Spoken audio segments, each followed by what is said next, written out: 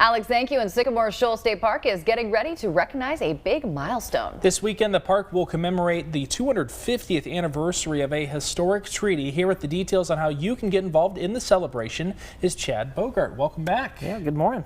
Well, first of all, let's start off with the history lesson. Tell us about that treaty and its significance to the park. So in March of 1775, actually yesterday was the 250th anniversary date, Judge Richard Henderson, who was a land speculator from North Carolina, part of the Transylvania Land Company, negotiated for the purchase of a huge tract of land on the Trans-Appalachian frontier with the Cherokee.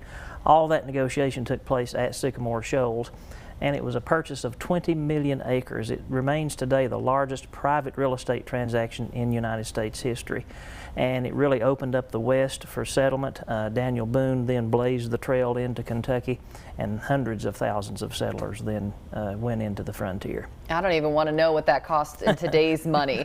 So you guys are always deep-rooted in history, but 250, quite the anniversary. How are we celebrating? So we're going to kick off the day with a hike. Our ranger, Taylor Moorfield, is going to lead a hike on the park grounds that morning, kind of twofold, you know, some springtime atmosphere, and then also getting the history in there. And then at 12 o'clock, Mr. Rob Rambo is going to be giving a presentation on Attakulla, who was the Cherokee peace chief that negotiated that transaction. Does an excellent job. And then at 2 o'clock in the afternoon, we have a gentleman from Kentucky who's going to be doing a first-person presentation on Daniel Boone, who was very instrumental in the purchase, and so I know people will enjoy that too. Plus, we have a lot of living history demonstrations going on inside the fort and on the park grounds, so stuff going on all day from 10 to 4 Saturday. And that's what I love the most, is the living history aspect of it. You have so many volunteers that come out and get all dressed up in their, you know, colonial garb and whatnot. So cool to see. What kind of demonstrations are going along with that this we week? couldn't do nearly what we do without our volunteers. So we'll have our friends from Wilderness Road State Park up in Ewing, Virginia are coming down to talk about what life was actually like on the Kentucky frontier, what it took to actually settle on the frontier.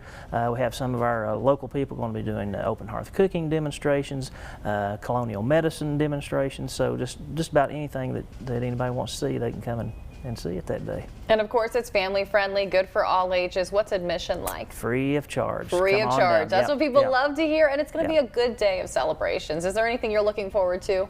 Oh, just getting to see old friends and making new friends, and just telling this wonderful story that people just really don't realize how much history we have in this area, monumental national level history right here in our backyard. Absolutely, and 250 years is a big deal. Is it fair to say that we wouldn't have a Tennessee if it wasn't for that treaty?